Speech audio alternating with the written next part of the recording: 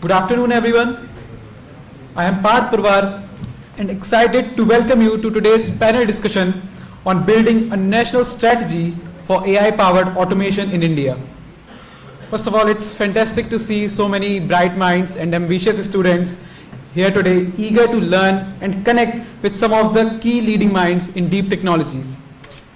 In a world reshaped by AI, India stands at a pivotal juncture.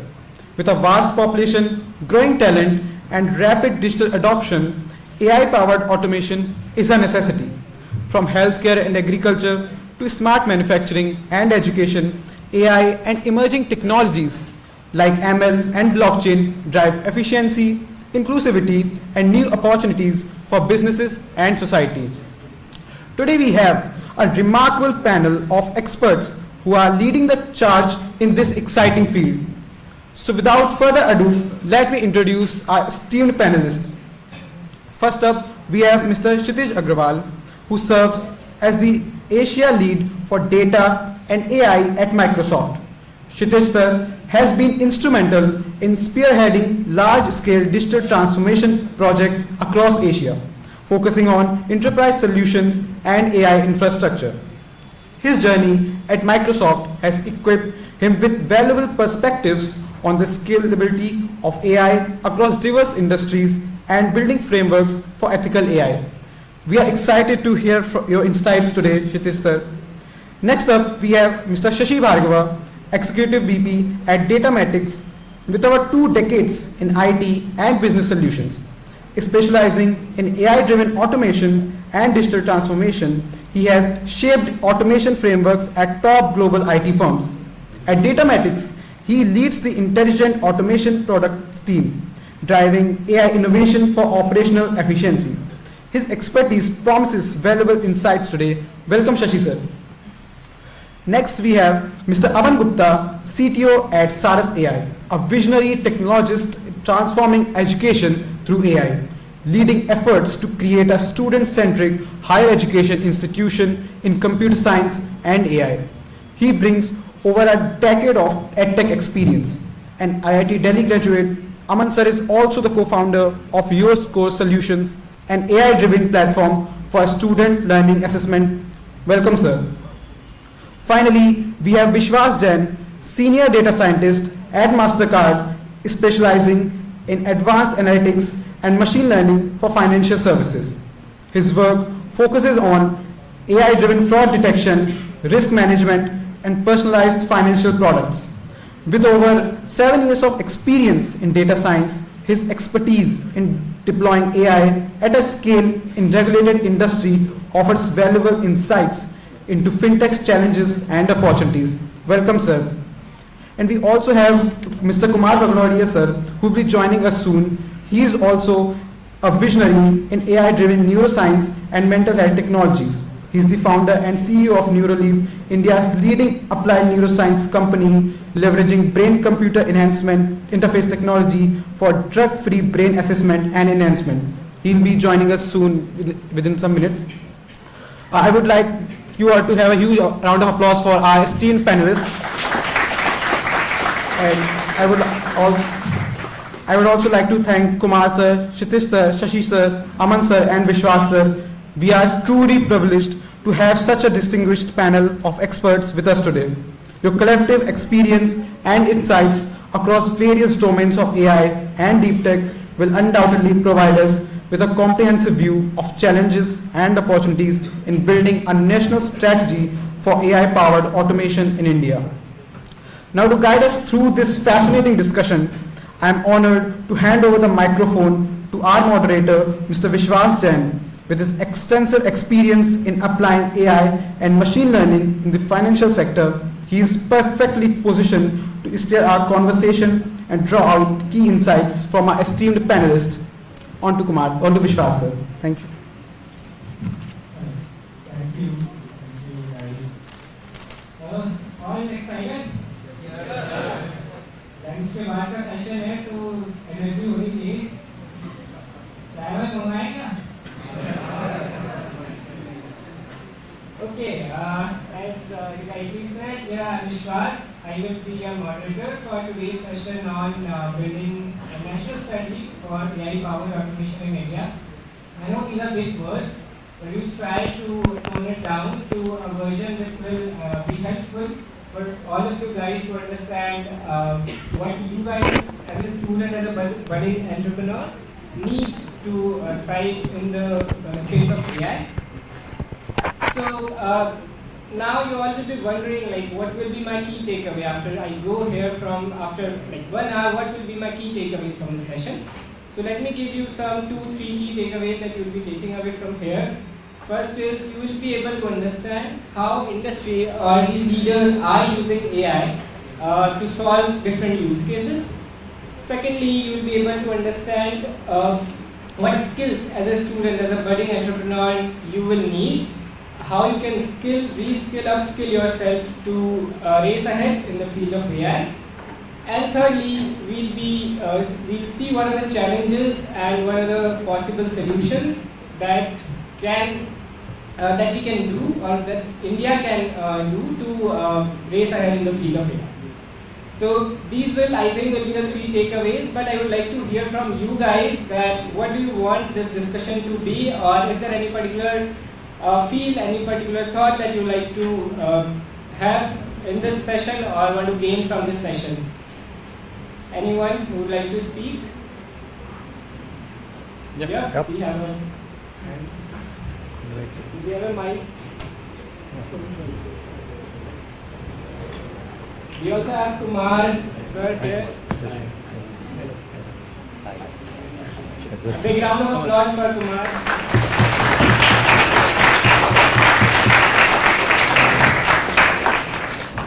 Can you have a mic to the audience?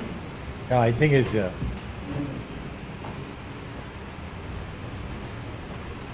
can use this come.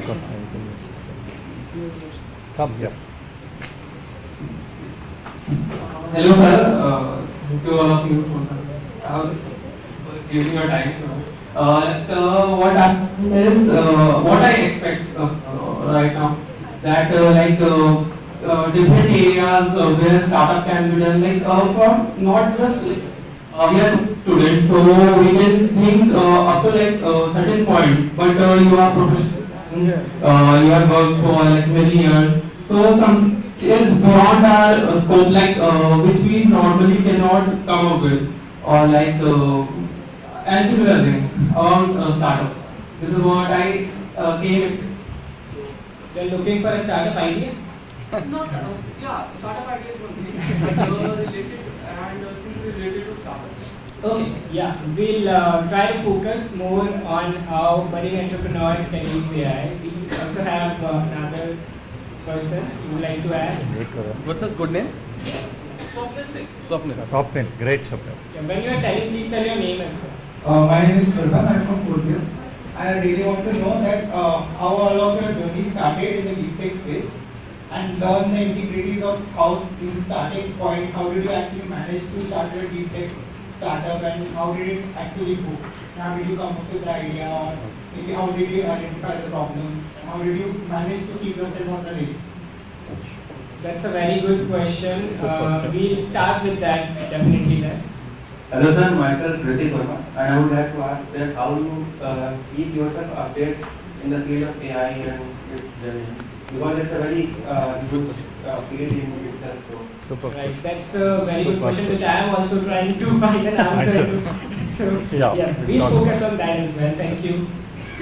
Good afternoon sir, I am Deepak from first year. I would like to know about the changes you all expect from AI in the 3 years and in the next decade, like in the 10 years. Decade is too long. What will be the problem that will be turned into opportunity in the latest 3 years? Decade is too long. 2 years is good enough. Yeah, we see technology changing quite a lot, quite often. So yeah, 10 years will be difficult to comment, I guess. But yeah, we try to see how it will evolve in the next coming 3 or 5 years. All right. Okay, we have one more, final one. Recently DeepSeek came and it grew market. So something like that, how it did suddenly it came and like it became such a big thing. Okay. So, like almost in every place I can think of, there is a startup in India. So to make some space or like to be there, so something exclusive must be done. So like how it did done, like something. Sure. Okay. Alright. Thank you so much, guys. I think this was good. I think all the panelists have the idea that what people are looking out here. So let's start. Okay. So first of all, a big round of applause for all these leaders on my list.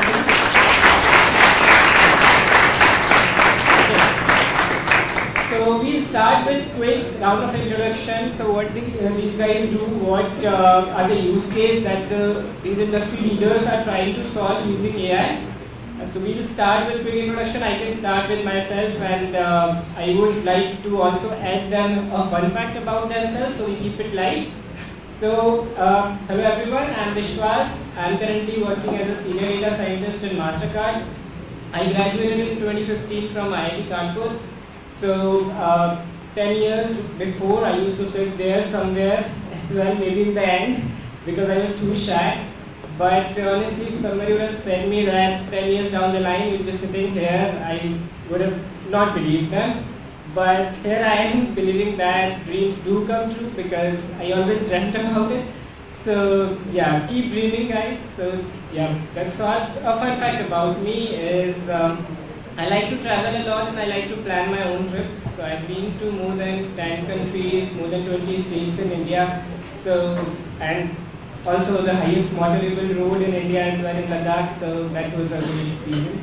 So yeah, that's about me, but I would like to hear more from our panelists. I'll start with Shashi sir. Thank you, Vishwa.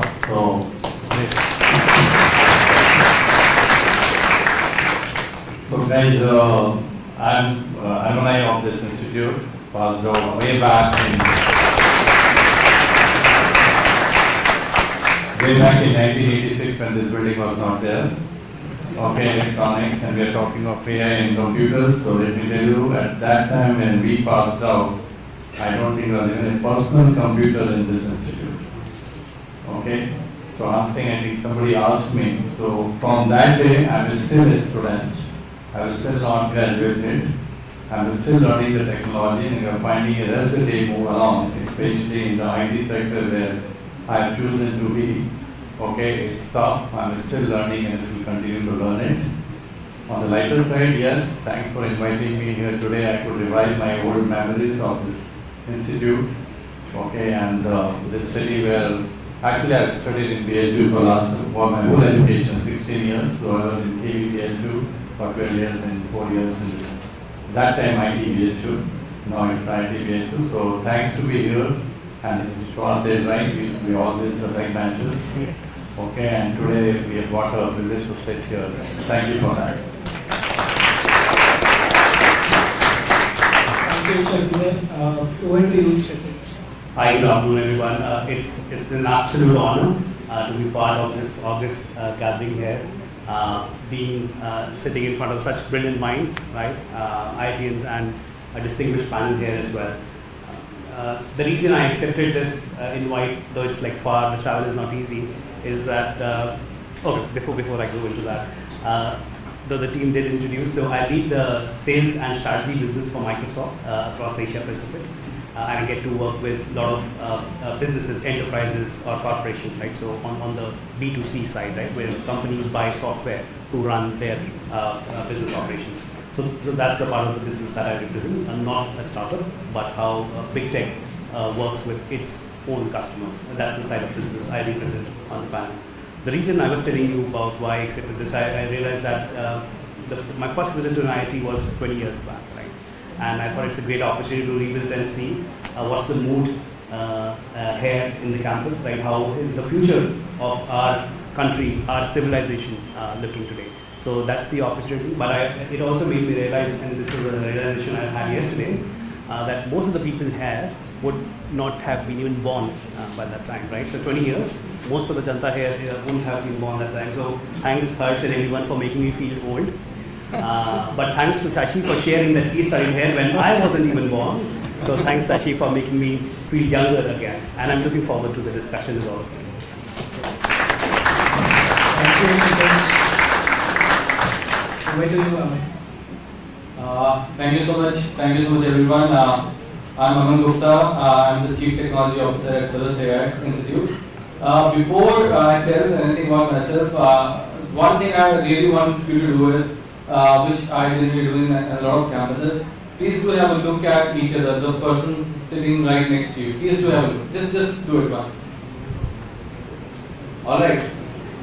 You guys, trust me, 10 years down the line, you will be finding most of the people that you're seeing right here making news, being 30 under 30 or 40 under 40, making some good initiatives, taking those steps which you are just dreaming about today, and you guys will be leading it. So it's good to see so I'm an IIT Delhi graduate. I passed out in 2008. So today, looking at my batchmates, they are making waves here and there, leading top companies, being directors, VPs, and even founders of the greatest companies. So I think this is great. I think just have a big round of applause for you, because you have taken that time and to be here. I'm so proud of you. At CERS, we are providing US degree in artificial intelligence to students. We believe that the next couple of decades are going to be very, very important. It is, the entire revolution around AI is happening, and there is a dearth of AI engineers in the country, not just in the country, in the globe actually. And we want to be at the forefront of making sure that we have an AI-ready workforce, and we to provide opportunities to the students and make India the global hub of AI innovation. Thank you.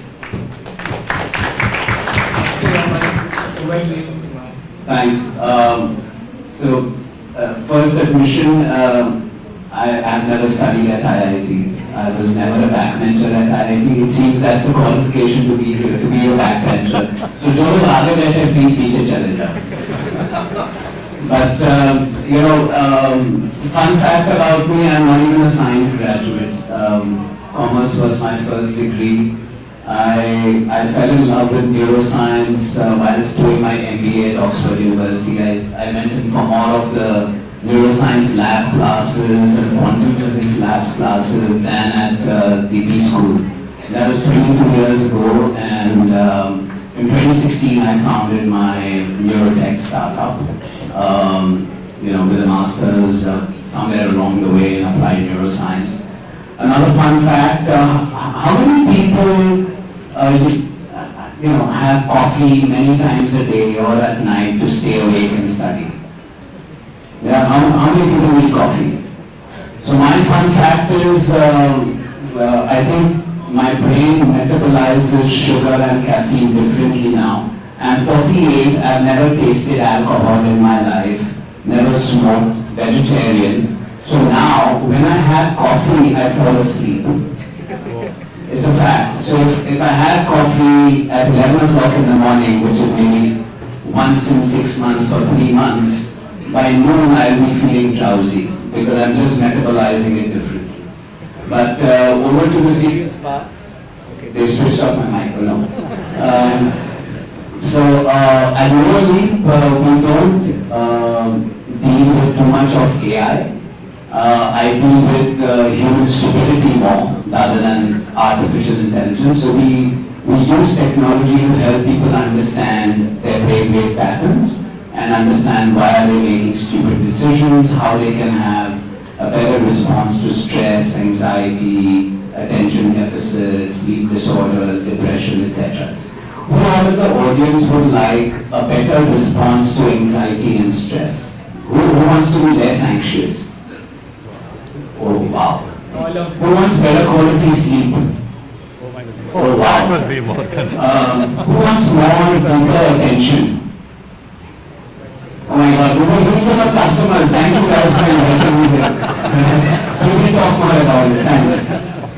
Thank you, Kumar. Okay, so I think first question that came up is how industry is using AI or how startups are using AI nowadays. So I would like to start with you, Shashi. How you are using AI in your daily jobs, and how industry or as a startups are using AI. Thanks, Vishwas. So, great question. I think if you look at AI, what we are talking about is that AI has been in the market. Okay, we've been using it for more than about 22 decades, 20 years. But it has never become so consumer centric, which suddenly became after a great thing called ChatGPT came in. Okay. So if you look at the Gen AI, if you talk about it, you look at the different AI models, you keep hearing the word LLM, DeepTech, somebody mentioned, Mistral, all these different models and other things. Now people have really started using, there are live use cases which are coming in, it's no longer going to a chat GPT and asking him, okay, what are the places to see in a particular city or something, it's no more that, or summarizing it, or writing a research note, or doing your homework using that thing, that's not the aim. In the enterprises, like I'm reading the COE for AI Datamatics, we have got multiple products. Okay, and we've gone to the extent, if you guys have heard the word AI agents, how many of you have heard the word AI agents? Okay, so that seems to be pretty latest, I would say about 6 to 9 months, max 12 months. Okay, so AI agents is the way to go forward. Many people are going it. So we have got multiple products. Okay, we have developed multiple products using GenAI. One of the simplest thing I'll tell you, which will make sense to all of you, is when you're writing a program, okay, maintaining a program or something, we are using or testing a program, we call it the software development life cycle, if you guys understand, many of you, we are using the AI in that and we're getting at least 30 to 40% productivity in that, more than what a normal guy will do. Okay? Products are coming in and the way it is going out is now with the intelligence level of this models going up. Okay, typically an IQ level, I think in this room, every setting will be 120, 140. That also, I guess, is the higher side. Okay, if you look at 140 IQ, there will be about 0.004% people in the world will be having that kind of IQ level. And we expect by 26, 27, the LLMs and the models which are there, the IQ level will be 170, 180. We can imagine what kind of work this agent, this LLMs can do. But typically the highest IQ guy sitting in this room may not be able to do it. And that is what is being leveraged. A lot of products are coming in. Okay, one of the use cases I can talk about it, you will almost have received call from the call centers, either banks or insurance companies or something. We expect that by 27 or 28, 80% of those calls will be answered by the virtual agents. And that's a solid use of GenAI I'm talking about. There are many use cases, especially if you look at the healthcare side of it. Okay, now healthcare, analyzing reports, analyzing different patterns, finding different patterns, we are using GenAI and prompting the action for it. And where it is moving it, where we are using it, it's called robotic process automation, we call all different kind of things. We call it data analytics, and so it will talk more about it. Okay, it's more of as intelligently we take the decisions. Okay, we have an agent who will be doing their job, taking the decision, and just imagine those agents being more intelligent, more IQ level than us. So that's where a lot of product development in all areas are coming in. Okay, one of the simplest cases, I think I'm reading what Microsoft says sometimes, a classic example. Okay, every student here, every professor here, they have a different way of studying it, different way of learning it. I won't say studying it, I would say learning it. Teaching all this 200 people sitting in this room, single way of teaching may not be as effective as we become so-called personal tutor, who understands how I learn it. And that is where one of the use cases coming out, can we have personal tutors who can teach each of the students individually. And same applies to the professors as well. Even they need to upgrade their skills and everything, how they can do it. So ample number of cases, industry is still exploring, whether you call it banking, you call it financials, you call it manufacturing, you name it, every industry, cases are coming in, a lot of products are coming in. some notes. But one thing I can tell you is what you see is the LLM models. What I foresee is there are going to be vertical LLMs coming in. Okay? Vertical is specialized one, not the generalized one, which will be smaller in size, maybe a SLM kind of thing, that's the word being used. And the second thing is edge kind of a model which can run on your laptops. Now you will get models which can run on your laptop and easily. DeepTech is the one which somebody mentioned it. Probably it can work safely. How safe it is, We are still evaluating it. I was just trying to before DeepTech, I still have a concern that let's keep it on a separate system, not on my network, so that it can go and solve something. So that's my side. Thank you. Thank you, sir. So, we touched upon the subject of Gen AI, agentic AI, LLM. So, I'd like to get more from Mr. Finch how Microsoft is using this AI technology, evolving with the new Gen AI, LLMs, DeepSeek, OpenAI coming up. No, absolutely. Absolutely, this has been like a remarkable change right now. 15 years in the industry, I've never seen any technology change. The daily work that we do to this level that AI has, in fact, Gen AI specifically has done, right? And this reflects not just in the way we work, but also our customers work or expect solutions from us, right? I heard some of you want to understand which are the areas, what are the ideas that you can drive as a startup, right? Or you ask which are the use cases that are relevant today. Now, one reset that I would want to all of you to have in your mind, this is what I realized when time is in the area of AI, that all these timelines are very, very crunched, right? So our typical thinking that, hey, I will figure out what's cool, what's trendy, I'll learn something, I'll start working on that, and that will help me be on the right track or stay relevant for something. So that the idea fundamentally remains the same, but the timelines of all of this happening, the innovation, the adoption, the next wave of innovation coming in has crunched a lot. Right? So what is relevant today, it will not be relevant 3 months, 6 months now. Right? So you should not be in that mindset today. And so for example, like prompt engineering was hot. Everyone wanted to be a prompt engineer 12 months back, 24 months back. There's not a single discussion that happens around it. That's an example. Or ChatGPT, right? Everyone was gung-ho about ChatGPT. That's the biggest thing, biggest innovation out of the bean, right? But now DeepTech comes in and it's displaced, right? Or fundamentally it's being challenged. So what we need to think is that we cannot be applying our old methodology of thinking, of doing stuff in the age of AI, right? So does it mean that we should not know what is happening today? No, that's not the case. We still need to know what's happening today and have a very educated guess of what can come, right? Or at least be on the same page so tomorrow when innovation hits you, you are ready to embrace that, right? Or even innovate on top of that. So what are the things that are actually working with a lot of our customers across the board? I would say what is happening today is still the season 1, if you may, of AI use cases. People are trying to figure out, very simply, they need smarter chatbots, right? Very simply, we can call them co-pilots, right? We can call them whatever, but essentially they're smarter chatbots.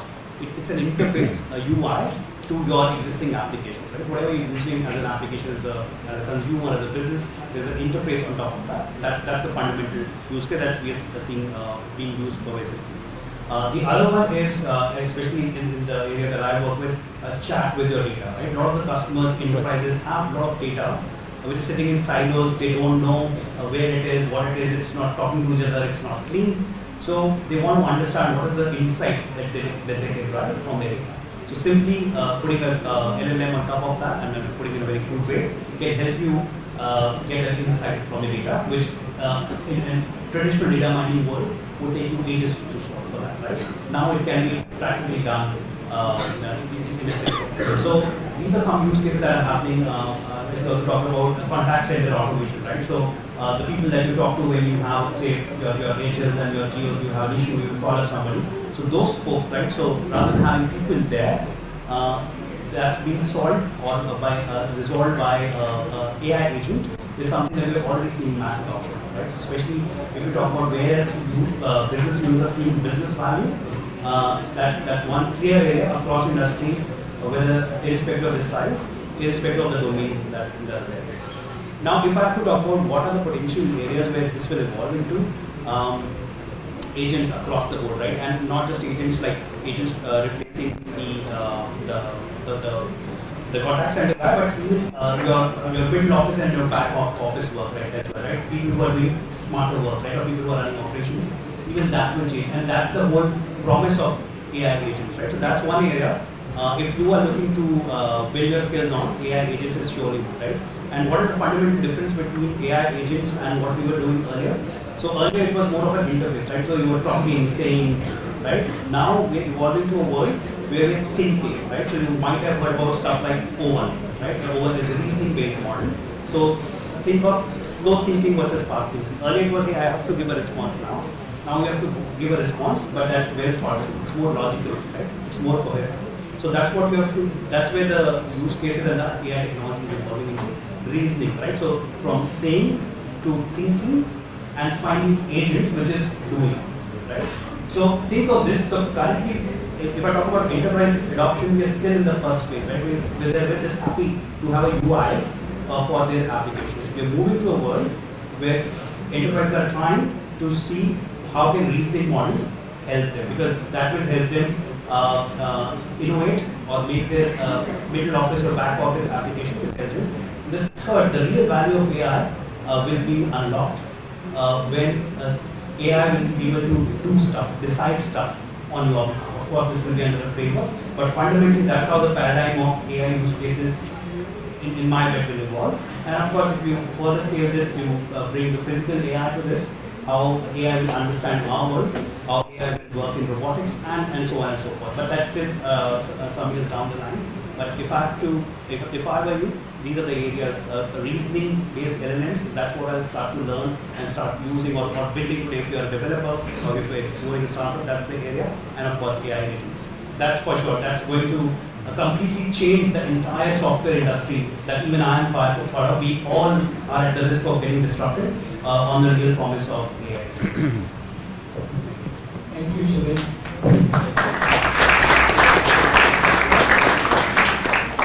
Touched upon the subject of staying relevant, and we have seen in the past companies who are not adopting to new technologies are going away. Right? We have seen examples of Nokia, Canon. If you are not adopting to new technologies, you will not be able to grow. So coming to you, Aman, there is a saying that going around that either AI or die. So what are your thoughts on that? How are you using AI to stay relevant? Perfect. I think either A or die is pretty much exaggerated. I think it's you with AI, as being rightly said by a lot of people that AI gonna be replacing the human talent. I think the people who know AI would be replacing the people who do not use or apply AI.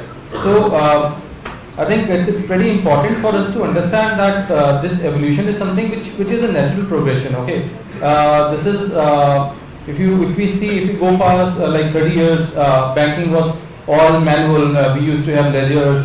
Then came computers. People said this might be a bubble, but that was again a time of revolution when everything started becoming digital. Right? In the last decade, it was more about automation that happened. Everything came on our fingertips. I think आप लोगों को तो शायद idea भी नहीं होगा. मतलब if you talk to your parents, they would be able to tell that banking they used to use lines in the banks just to deposit money or take out money. Now everything is happening on mobile phones. You have UPIs, cash भी रखना बंद कर दिया, right? So now that we have so much data, it's what are we using that data for? It's basically being used for decision making, and that is where AI is coming into the picture. Now, I think it's going to evolve further. Models, they are giving just like they are trained for a specific output, but going forward, I'm sure that the models will start speaking with each other, and there will be a further automation happening on that level. We ourselves feel that in all the aspects of the company, like we are an AI-powered company, in all the aspects we could see that AI is playing a huge role. Here, Swapnil, right? You had a question around what kind of innovation, and also being into edtech for the last 15 years. I think there are always opportunities in every sector that we specialize in. Like specifically in education, we are working on AI tutors, where we could the AI tutor could help answer 90-95% of the queries. They could be there, like we want the learning to be personalized. So what we are doing is that we are embedding a lot of AI, that if you have doubt, you have a tutor right there and then to help you out. You do not have to wait for someone to answer your queries. Because what happens is that if you leave something in between and you're not sure of it, generally it becomes a sore point. We don't want that to happen. Similarly, there are other tools where we are trying to, translations and summarizations, and we've also tried to build our own evaluator, where you're not asking the AI, but AI is asking you the questions, and it is trying to understand what are your pain points, what are the areas that you are lacking in. Maybe if I ask you what is Newton's second law of motion, you may not know it, but do you not know the formula? You don't know what is acceleration. Do you not know what is velocity? Do you not know what actually are vector quantities? So we need to drill down to exactly what you don't know to be able to help you better, right? And that is where a lot of research and a lot of practicality of these use cases could help.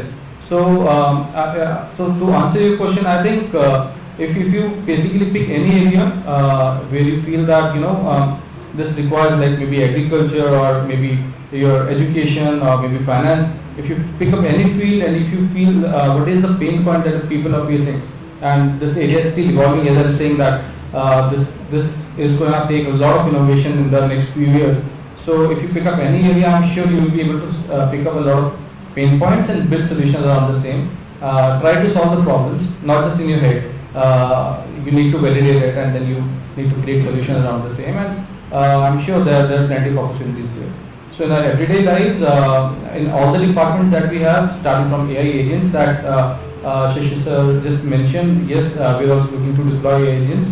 Our course creation, we are using a lot of AI. We are also working on automatic course creation through AI. Then we have, as I told you, AI tutors and all, which are helping in the studies. And then obviously data analysis is something which is helping us to make sure that we have tailor-made solutions which can help the students.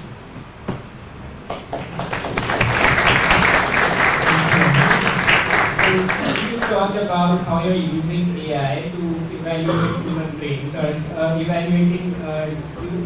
using AI to evaluate the case.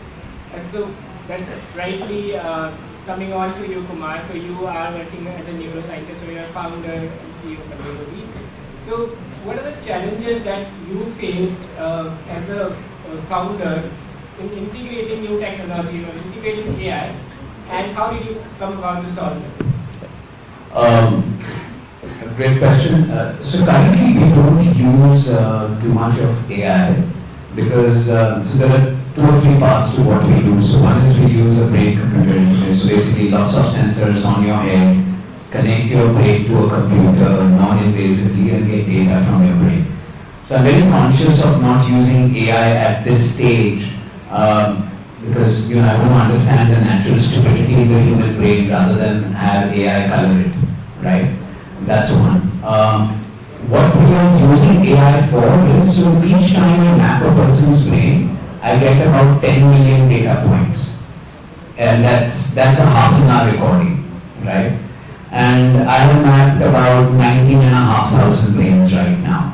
We have the largest, most deepest data set of high performer brains from India.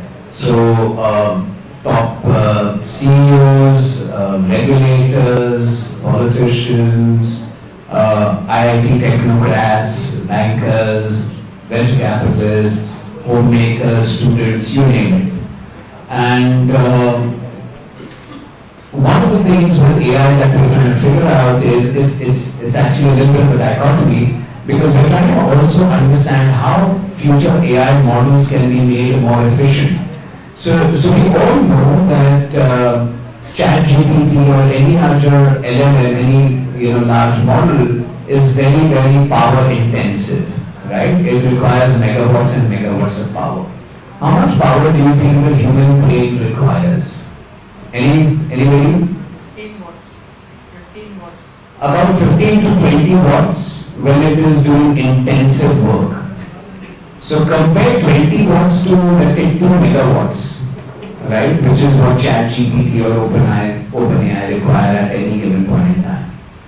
Look at the sheer efficiency of the human brain with about 100 billion neurons, each neuron having 10,000 connections. So you're looking at 1,000 trillion connections in the human brain, which are constantly firing. About 60-70% of that firing is going on just to do basic things, digest food, breathe correctly, walk correctly, are subconscious. So a lot of my personal research and study goes into understanding neural pathways, neural networks, and how AI can be made more efficient. But to answer the question briefly, so we are using AI to actually study a lot of the large data that we have now and saying what are some of the patterns that are emerging there, how can we make our own algorithms better. But no, we don't use AI to help our clients. I think that there's an inherent risk there. And that is my fear that solutions which are integrating AI very, very closely to the end customer or to the end user, whether it is a patient, whether it is a mental health patient, or it's a chatbot which is giving a suggestion, needs to be very, very right now because it is still very early days for AI, and the last thing you want is one stupid answer, right, or one wrong answer. And I don't mean a wrong answer in healthcare alone, but in terms of an answer which is forcing or enabling a person to think very, very differently, which is not in the normal realm of human consciousness.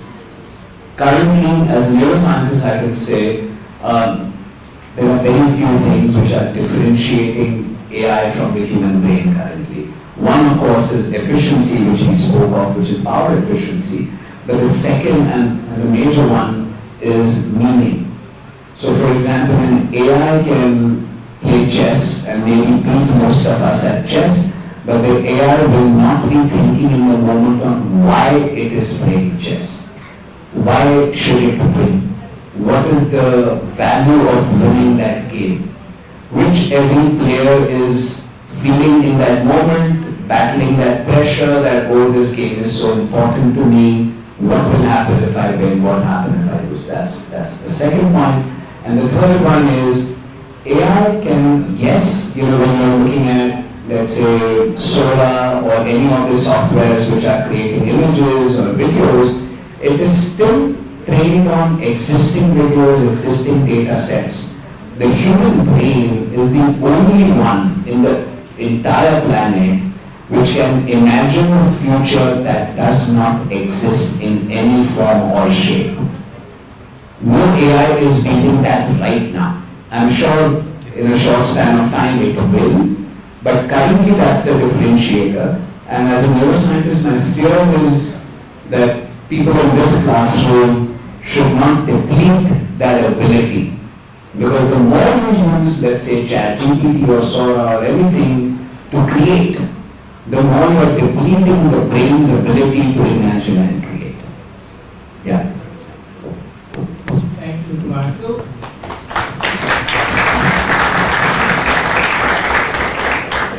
Now, coming on to the question which we asked from the audience as well. So, talking about me, when I started learning about this, ML, machine learning was a hot topic. Now, then came neural networks, then came AI, OpenAI, ChatGPT, now DeepSeek. So, Shashka, I would like to get an answer from you, and then anybody else can join as well. So, where will it stop? Or how, as a student or as a budding entrepreneur, how can I develop my skills? Which skills I need to develop? And how can I stay relevant in this AI case? Thank you, Shiva. That's an excellent question, and I'm just trying to find the answer to that. Okay, the fact of the matter is the technology, I think Shithil also mentioned, in the last about 2 years, that's a big change in the technology, and everybody's saying it, if you go back, okay, the machine thing came in around 2000, .com came in, okay, so those were the technology, .com, internet when came in, okay, that's a big change in the technology. And that is what is being expected this time with the AI coming in. It's going to be really, really big technology change. Okay, some people have been talking about it, that why we need developers also. Okay, all the kind of things which are happening. Don't need to get scared, because if you look at any of these technology changes which has come in the last 2 centuries or something, okay, people thought that machines will come, people will lose a job, they will not have a lose a job. That is not going to be the case. It has never happened in the history, and I don't think it will happen as you go along the future. But what it means is we need to reskill, we need to adapt to the technology that is coming in. Okay?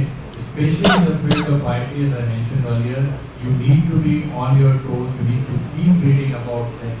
And thanks to internet now, you have all the things material available to you.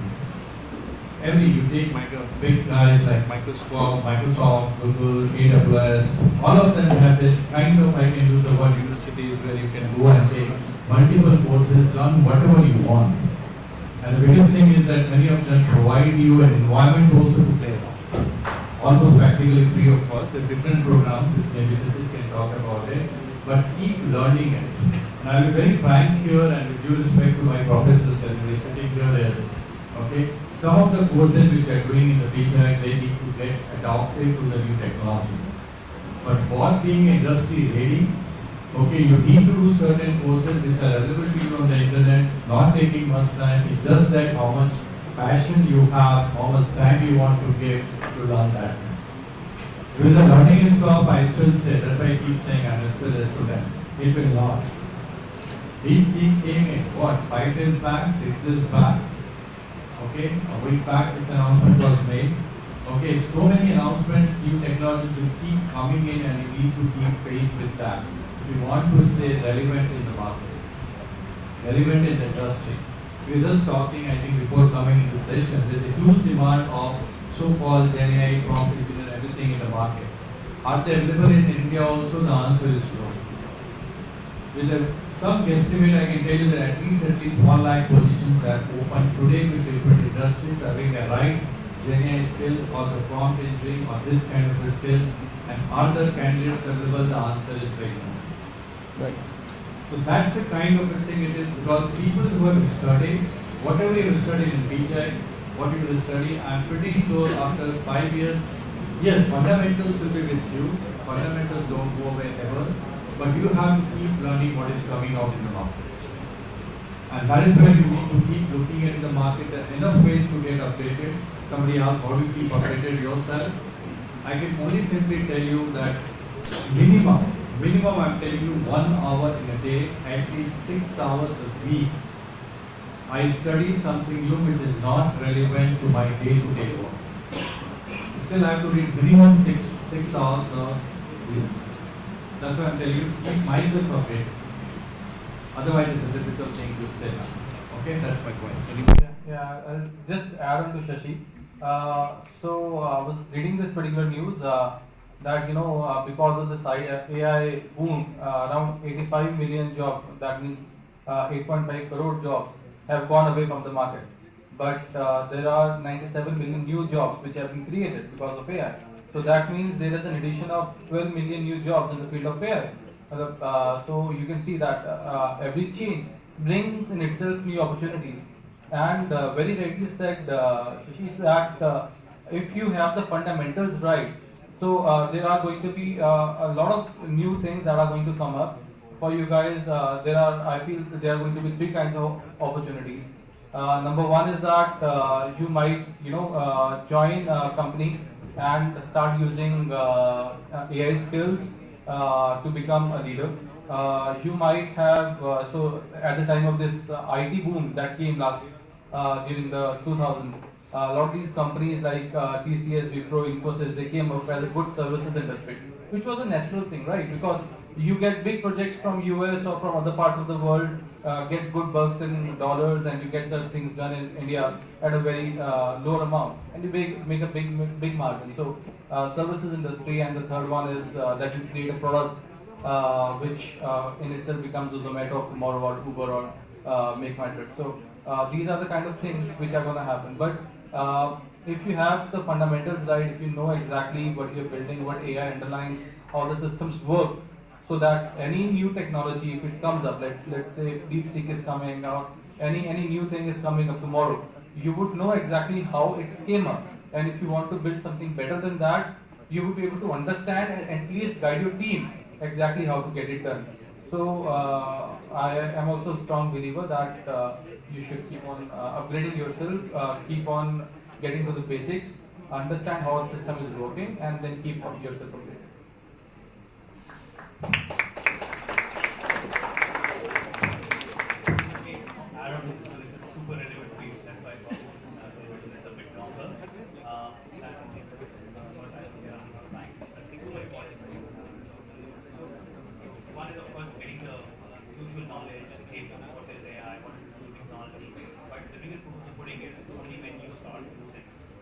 your day-to-day life, every action, every thought of yours, pause and ask, how can I do this with AI?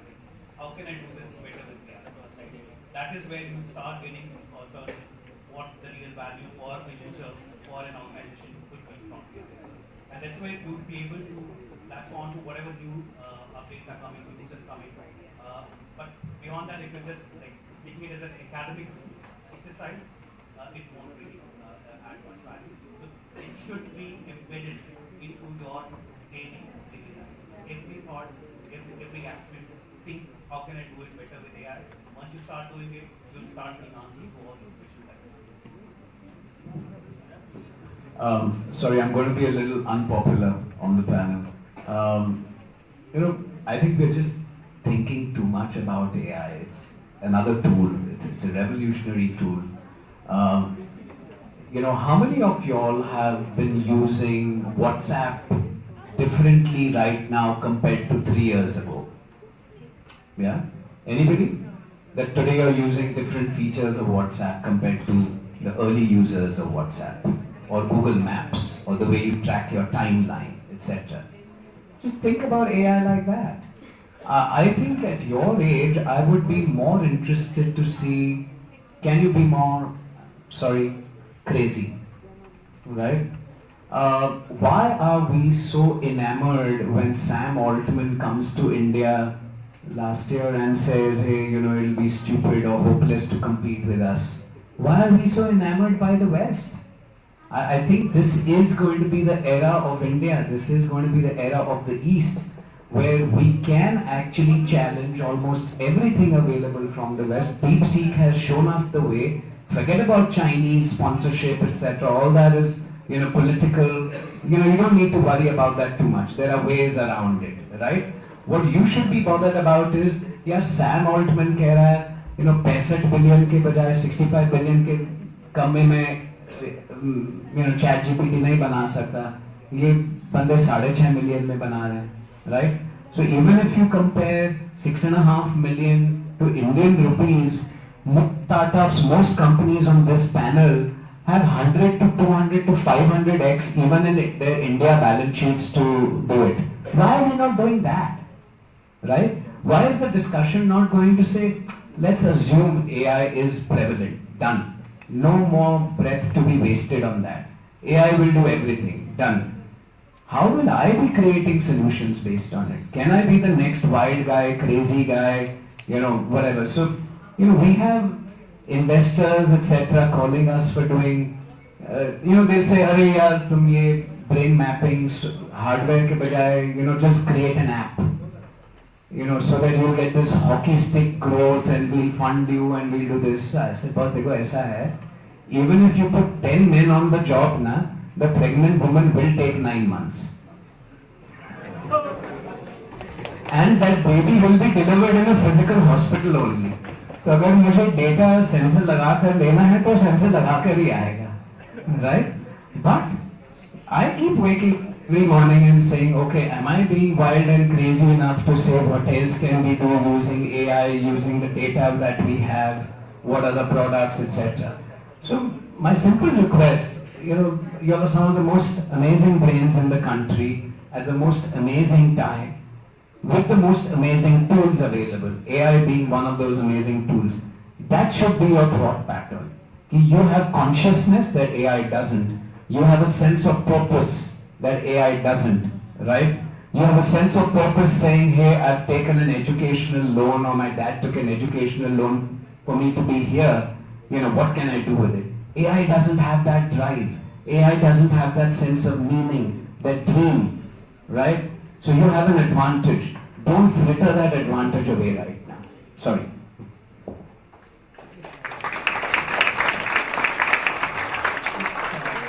It's good that we have diverse set of opinion on the panel, so that's good for the critical thinking. But I think you rightly touched upon the subject of how we can build that critical thinking. So I want to understand from you, Shashi sir, that how can India build a strong ecosystem using research, using R&D talent? How can we build and we race ahead in this whole race? That's an excellent question, and I'll go back a little bit in the history. Okay, IT industry has seen the boom in about last 40 years in the India, and most of you were talking AI, IT, whatever. Initially, it was a simply arbitrage model. What I call the guys were available cheaper in India, they were expensive in the US. All the companies, with due respect to all the companies, whether Wipro, TCS, Cognizant, HCL, Tech Mahindra, anyone, they took the advantage of the arbitrage, okay, providing cheaper resources out here in India to the world. Unfortunately, none of the companies created a product which can get you a value. If little bit I go on the valuation side of the service industry, you may get a 3-4 times, max 3 to 4 times of your revenue, while if you have a product line, product things, the valuation goes to 25 to 30 times. Like if you look at today, I'll give you a simple example, take the top 3 companies, Google, Microsoft, Oracles of the world. Roughly, in all this company, 1/3 people are produced from institute like this. Just imagine if these 3, 1/3 joining together hands would have created a company, something similar to Google or Oracle. Again, it's a dream, guys. Pardon me. We would have been a different shape altogether. And I completely agree when Kumar said that thing. Yes, companies have to invest. We look for a shorter, quick profit with us. Okay, let's make a profit, put the 10 bodies in the US, get the money and be happy about it. But yes, product creation has to be there. We have to be really, really crazy about doing that thing. And trust me, in the product industry, 70% of the products don't succeed. Whether it's Silicon Valley in USA, whether it's India, Silicon Valley, you take it anywhere. Only 30% of the companies succeed, but you need to be very passionate. Courtesy today is the availability of the technology, availability of the money and other things, this is all there in your hand. Let me tell you, when I started the thing, that offshore word was banned. When we used to go to the US and talk to our customers, we were not allowed to use the word offshore. We will be doing offshore development or I'm coming from there. Coming from India, it was not appreciated. Not a good point to talk during a sales talk. But that all has changed. Everything is available to you and this is the time, very good time for India to boom and we really develop a lot of different products and take it forward.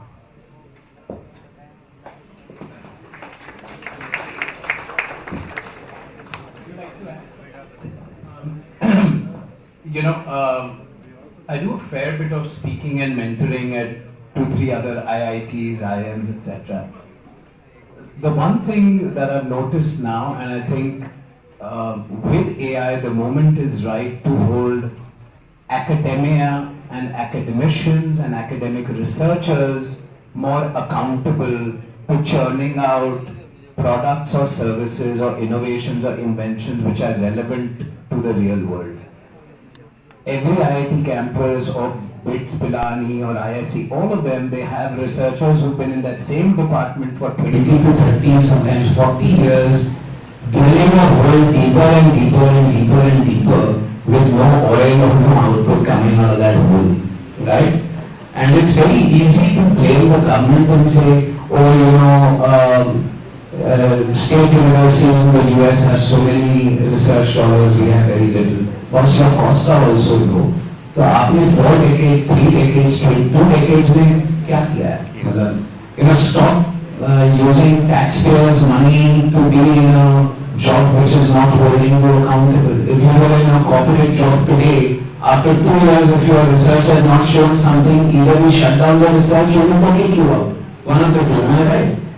So the only way here in terms of the topic, building a national strategy for AI-powered automation in India, I think the first national strategy is to, hold academia more responsible. Yeah, that's the only building block which I would suggest. Thank you. To add to that, I think we also as a nation need to invest more in the youth.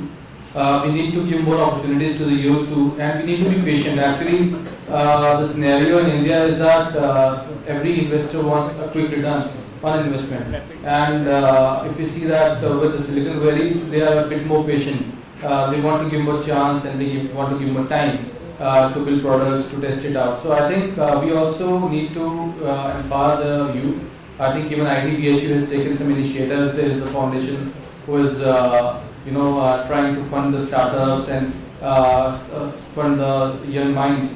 I think that culture needs to further grow. We need to give more opportunities to young talent like you to come up with ideas, to be crazy, as Kumar has been saying. Think crazy, think something which is out of the box and start working on it, and we need to back it up. The country also needs to build a lot of frameworks around the same so that it could be easier. I think it has been working. Last decade has been a lot more game changing for the startups, but I think there's still more to do in that area.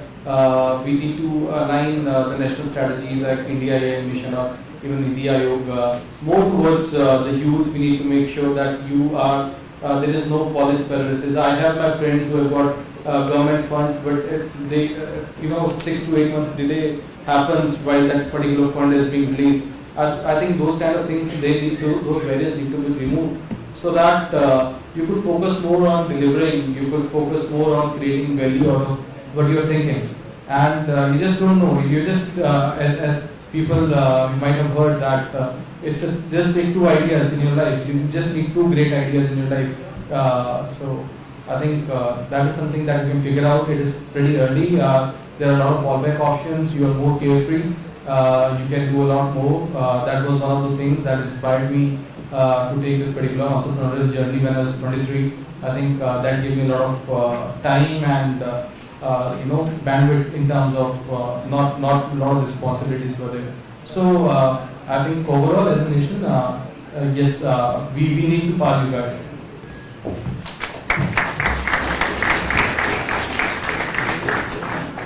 I'll just round it off so that it's not somber. I think I'm pretty positive about this one, and I would not want to externalize this one.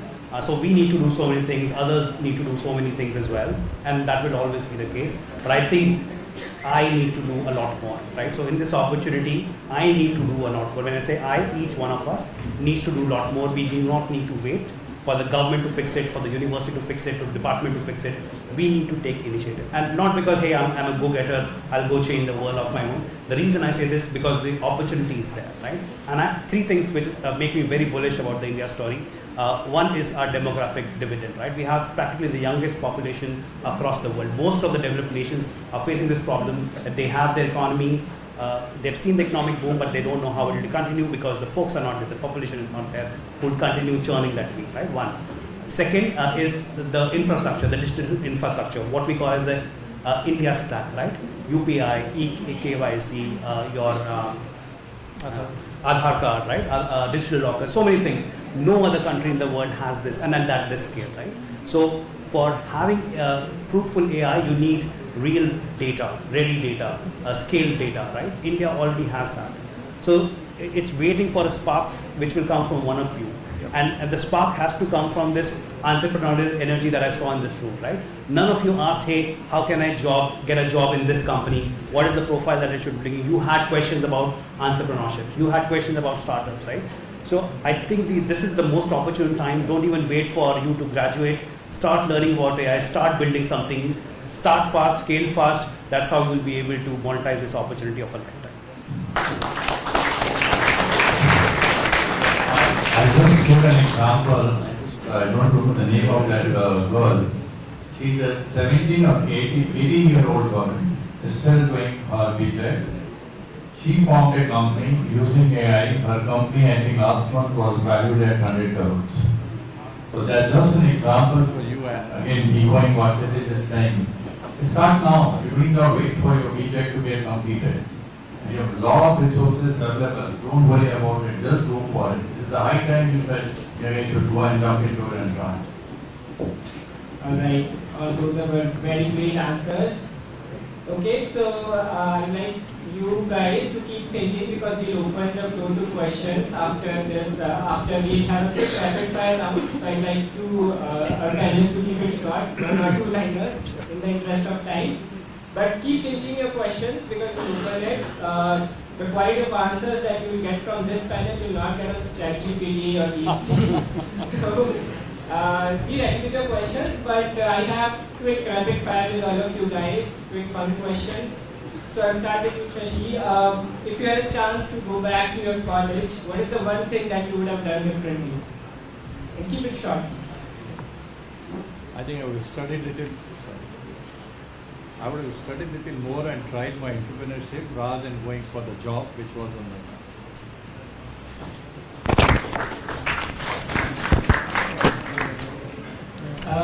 Coming to you, Shikaj. So, what's one piece of advice you will give to your freshman or when you were in first year? What's one piece of advice would you give to yourself? Yeah, I think if I had to look back and change one thing, I would have built my industry skills or industry relevance a lot more. Right, I try to give out this message that don't just let it be very academic, right? Make it real. So try to get as much of exposure to what the industry really wants. Talk to people that are already in the industry. Try to do internships. Try to pick up projects. Do freelancing. Whatever you can do, make it real, right? That will, even if you don't want to be an entrepreneur, you just want to do a job, right? That's okay, right? But make it relevant, right? That will always help you hold in good stead. You'll always grow faster, better. You'll have a much more fulfilling life. Compared to others. So don't waste time. I know college life, campus life is fantastic, but try to keep it relevant, keep it industry relevant, and you'll see the results of that. Thank you. Coming to you, Aman. You have been an entrepreneur for quite a long time now. So what one piece of advice would you give to the future of our country and the entrepreneurs in this industry? The only one piece I would say is that don't be afraid of failures. Failures only make you stronger. Do not think that anyone would look down upon you if something does not work. It is part of the journey. Whenever you fail, whenever a product that you think will work a certain way, it does not. That only makes way for a better idea to come. So this is a journey. This is not just a destination. Entrepreneurship is something that you need to keep on working upon, and you will eventually get where you want to be. Thank you, Kumar. So you are working on, you are a neuroscientist, and so I have a question for you. AI versus human. Who will win the creativity contest? I think I answered part of that earlier, but I think let's not just say creativity. Like I said, as long as you can leverage the consciousness of the human brain. So just to put it in perspective, when I say consciousness, I don't mean this Western philosophy of being mindful and mindfulness. That's just a sales gimmick. The human brain, 99% of who we all are, our habits, our personality, what we call our nature, our thinking ability, is 99% of it is our subconscious brain, right? Which we don't have direct control over in the moment. Only 1% or maximum 5% is our consciousness. But that makes a lot of difference. So as long as you can keep thinking about intangibles, about higher order things, what is purpose, what is meaning, what is useful, why? Keep asking why, right? As long as you can keep doing that when creating any product, creating any service, I think you'll be able to be safeguarded from the threat of AI, if you will. Right.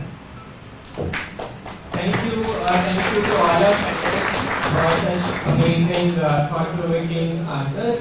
Now I would like to open the floor to questions. So someone will hand over the mic, and unfortunately I have to take the lead because I have flight at 7. So, but I think these guys. Yeah. Thank you. Thank you. Good, Vishwas, just before you leave, we just felicitate you quickly.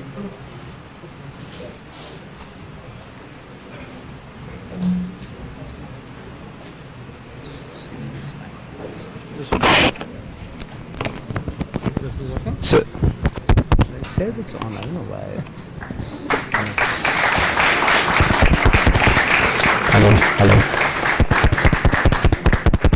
Hello.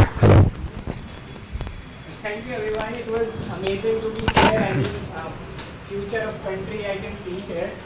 So, and thank you to this amazing team who put up a great effort, 9 hours to make this really happen and inviting us all here. So, thank you.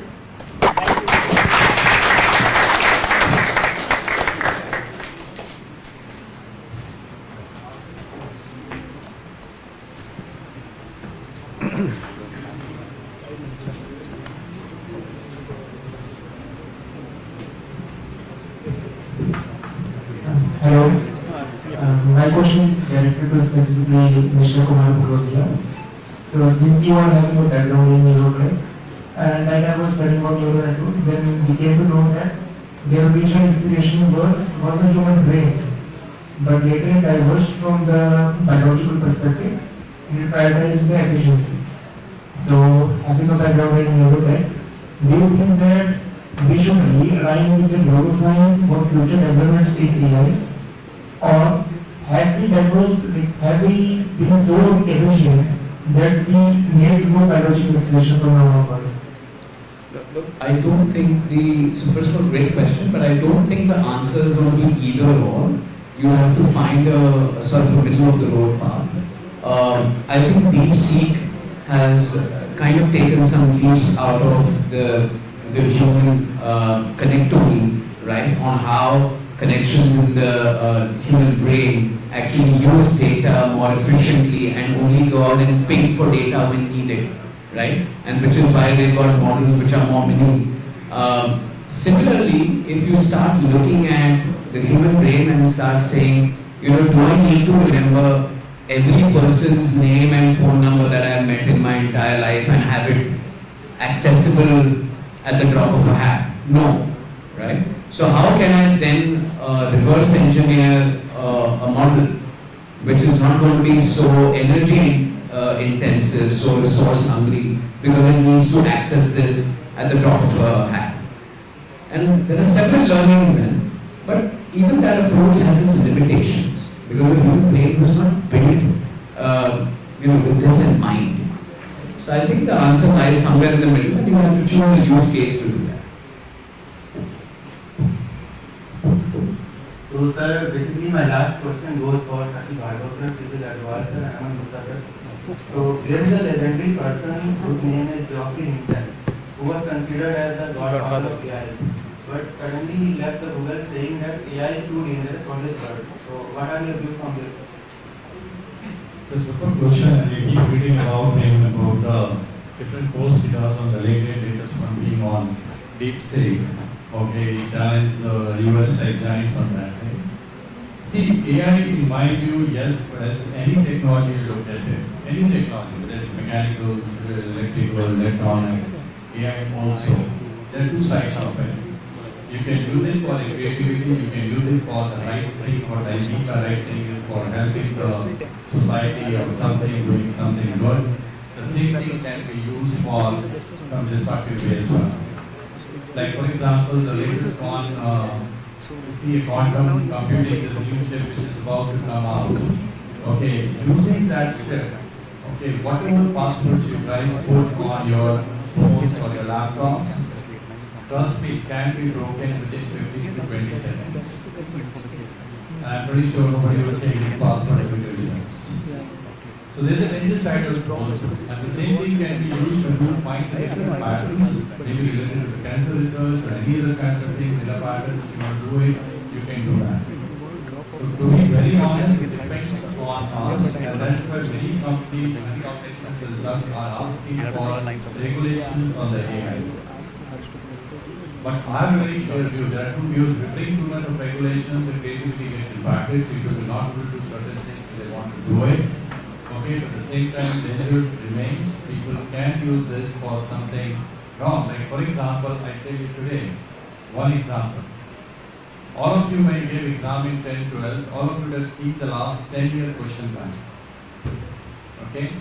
And what was the reason of seeing the last 10-year question bank? Because all of you applied your brain to figure out what possibly will come in this year question bank, looking at the pattern. Last year was asked nitrogen, and this time it may be oxygen, something of that sort. Now just imagine if I put all these guys collectively trained, okay, put together, looking at the last 10 semester, whatever, 3, 4, 5 question paper and trying to predict it. And if my prediction is 80-90% clear, so A grade to aa jayega. Now that's one use. Now you can call it positive, you can call it negative, depends on you, how you want to do that. So there is a danger, I would say both sides, we have to balance it, regulations will come, countries will bring in regulations. There's already talk going about at the international level bringing some regulations to control this thing. Let's see how it goes. Over to you guys.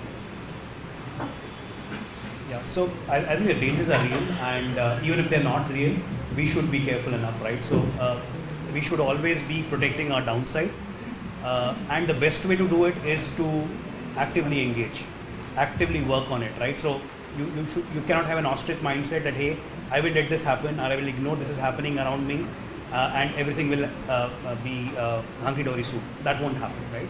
So we all have to start using AI, developing AI, talking about AI, regulating AI in the best interest of mankind, right? So the risks are there, right?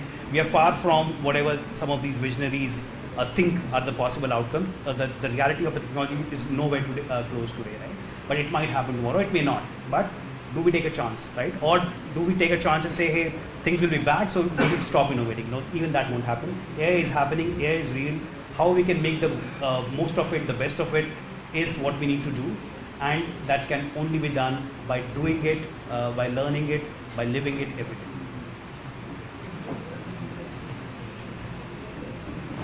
Yeah, so in my opinion, it's very simple. Like there's this race now which is going on, right? You cannot shy away from that. Every now and then, some kind of new thing will come up, right? You have to stay relevant, and as those threats are there, as antiviruses came, similarly deepfake detectors, kind of those things, they will come, and it has to come up, right? The infrastructure has to be there. You guys would be, I am sure, the pioneers in that as well. That how do we eliminate the harmful effects or those kind of threats that are coming from AI? But everything like we see movies, right? The agents कभी bad हो जाते हैं यार, right? So उनका intention कभी शायद गलत ना हो, but when fallen into the wrong hands, they can do something which is not right. So we need to have those safeguard protocols in place. So similarly here as well, it's gonna evolve, no doubt. You play a positive role. Ethical AI is something which is, or responsible AI is something that we need to take very, very carefully, and that is one of the things that almost every country or every individual needs to take into account, that how to build responsible AI, and how to build those kind of tools which could safeguard or remove the threats which are imposed by AI. Yeah. But it's gonna be there. We cannot, now we cannot eliminate that particular development. Yeah. So a lot of models will take care of, actually a lot of LLM models which you keep seeing, they will come with a layer when many things will respond. Like you can't go and ask LLM, how do I get data come from? The answers will not be there. LLMs will have to say, sorry, I don't know, I cannot comment on that. Things like that. Yep. When actually Shitish has a hard stop at 4:10, so he has to drop off. We continue with Q&A, so we'll first quickly the resignation of this one.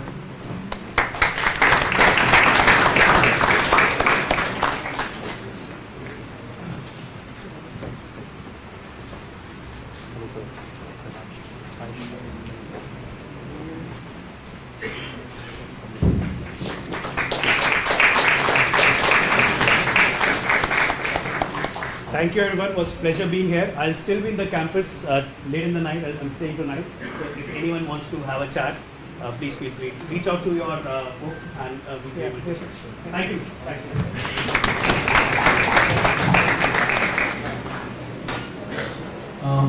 Hello, my name is Abhishek, and first of all, thank you so much. It's a very beautifully designed panel. I think I saw the controversies happening in everybody's mind, and that kept it on. With special thanks to Kumar sir, you proved that no, brain and AI, though two different things could go in parallel.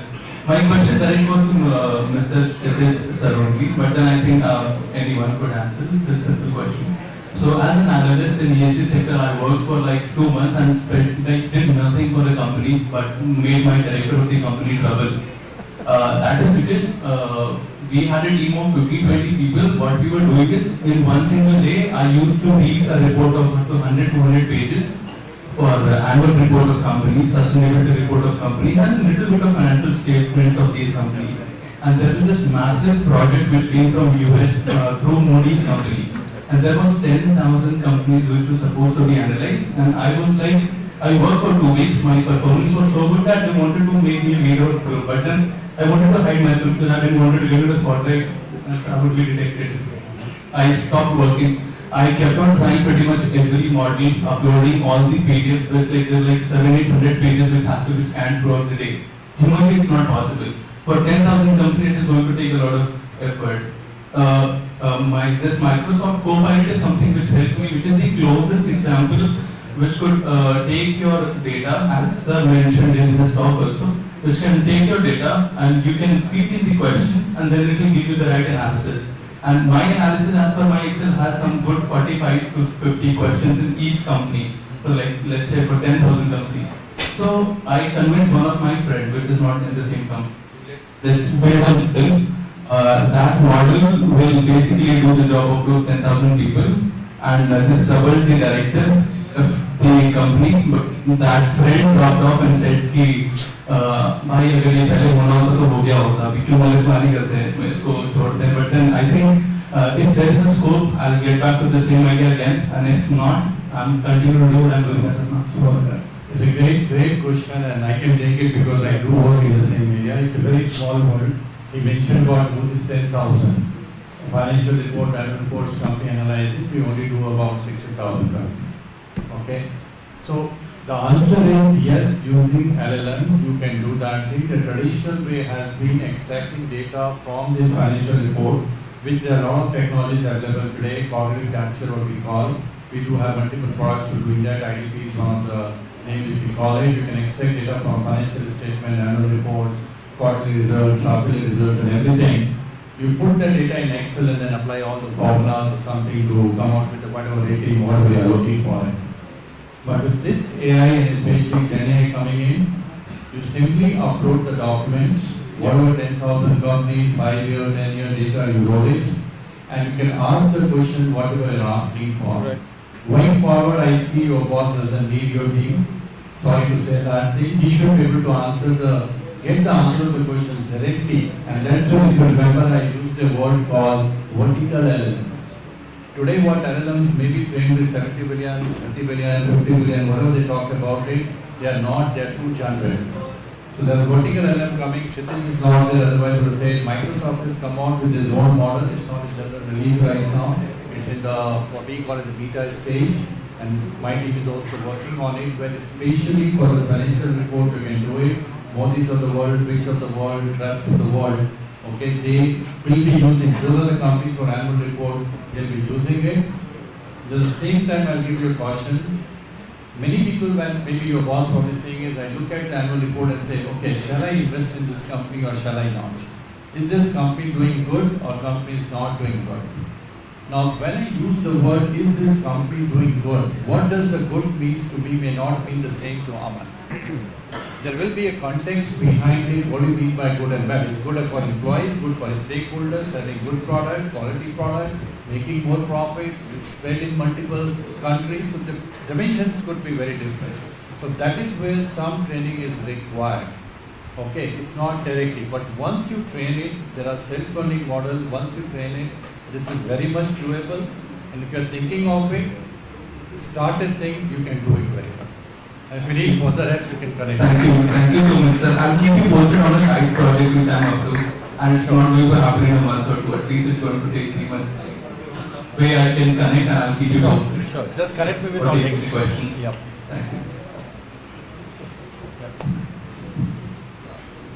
Good afternoon, everyone. My name is Ketan Sinha, and my question is: can AI or smart service can AI be used in healthcare for solving problems such as incurable diseases and maybe treating patients better, or maybe making better medicines?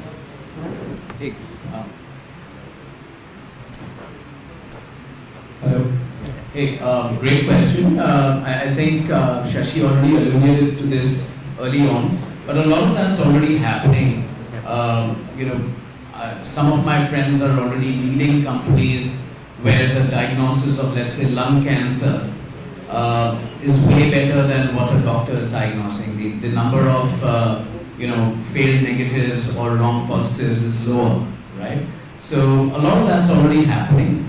I think the key difference will be, again, like you mentioned, vertical LLMs. So within healthcare, you have to get into a silo and say, if you're saying cancer, then cancer for what part of the body? what are the symptoms, etc., etc. And that's one part. The second is to then again, think a little crazy and say, what can AI do for healthcare which currently a doctor cannot do, right? Not just improving a doctor's skills, but completely demolishing the thinking of a way a doctor will diagnose a patient, the clinical input provided. Because then you don't need the kind of technologies which the current system of healthcare uses, right? Because you have access to data, so you don't need all that hardware everywhere if you have access to that level of data. So to put a simple example, let's say a great doctor with 50 years of experience in seeing cancer patients would be seeing what, 20 patients a day, let's say?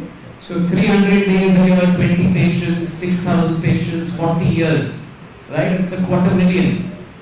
A good model is several million touching a billion, right? So there is just no comparison anymore. So one is the quantum of data, which in a way would equivalent to experience. That's one way to look at it. And second is kinds of data. So the doctors probably, when you're doing a physical clinical examination, you're looking at 5 or 10, 15 things, You're looking at your pupils, looking at the color of your eyelid, getting to see your tongue, your heart rate, getting you to cough, etc. It's, maybe 15 things, 20 things. AI could probably look at 100 within that, 5 minutes of diagnosis.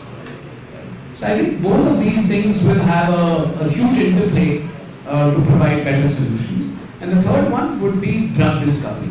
So it is already happening. Molecules which would take maybe $5 or $10 billion and 6 to 10 years to discover and get out for approval, you can crash that time by 70-80% and cost again by 70-80%. Yeah, just add on to something. So when we talked about it, typically in the healthcare, there are model, I think, IBM did it with the Watson. They created an oncologist, which is running with a cancer doctor. And it's rightly said, Kumar, a doctor will have a limited knowledge person about the various cases which he has seen in his life. But if I can collect the information of 1,000 top cancer doctors or 10,000 top doctors and put it together. Okay, cancer also you see it as a layman, as an engineer, I would say, is nothing but looking at different images in different way and trying to tell which kind of cancer it is. Today you've got the AI model. So first advantage looking at India. In the rural India also they can get the image done. It's loaded on a mobile and if you can diagnose it, okay, I'm very clear it's not 100% correct, maybe 99%. But the people who even don't get access to the doctor, try getting access to a doctor in Tata Cancer, Mumbai, 3 months waiting period. By that time, the poor patient may not be there. So this is one thing. Second, where AI is helping is with so much of data being collected. I don't know, many of you, when you go for your blood test or something, annual checkup, a lot of data these labs are collecting. Looking at that pattern of the labs, I can predict a 40-year-old guy, look, if you continue this way, okay, probably at 55 you are going to be diabetic or you are going to have a heart condition. Please change your lifestyle or whatever the corrections needs to be done. So that is something coming up using the AI, trying to analyze the data both ways.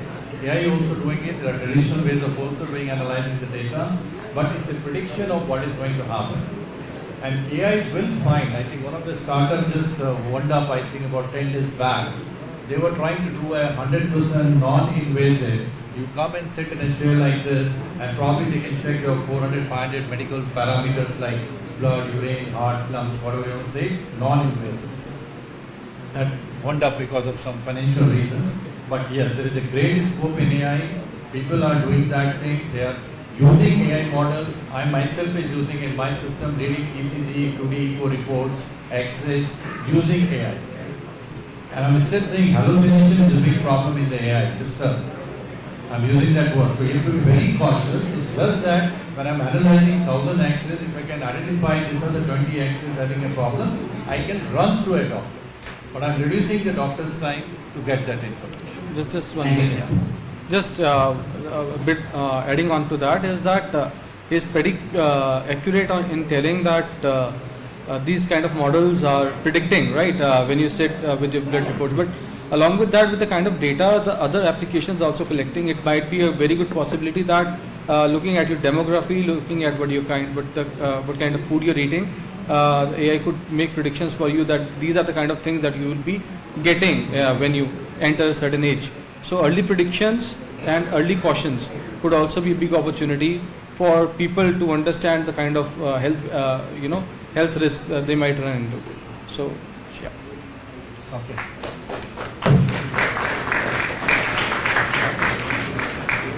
Well, that was truly an enlightening session. Now, as we come to the conclusion of this panel discussion, I would like to take a moment to express my heartfelt gratitude to our esteemed panelists for their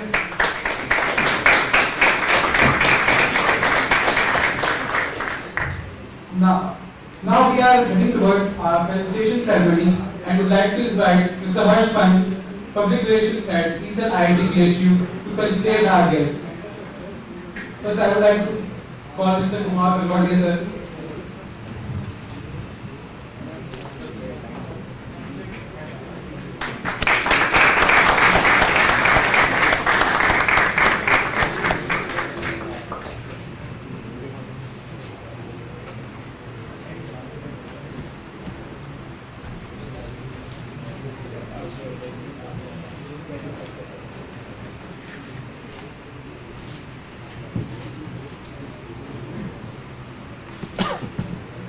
Now I would like to request Mr. Aman Gupta sir to come forward.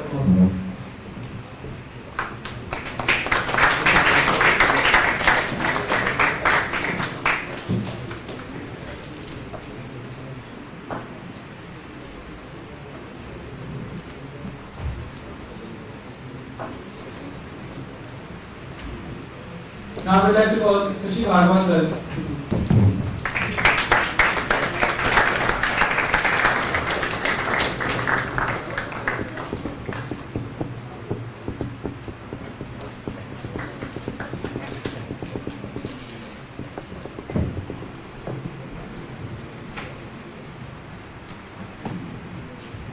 We have come to an end of this session. Now we have a short break and we will continue with the consumer panel discussion at 5:30 at 8:30. Thank you.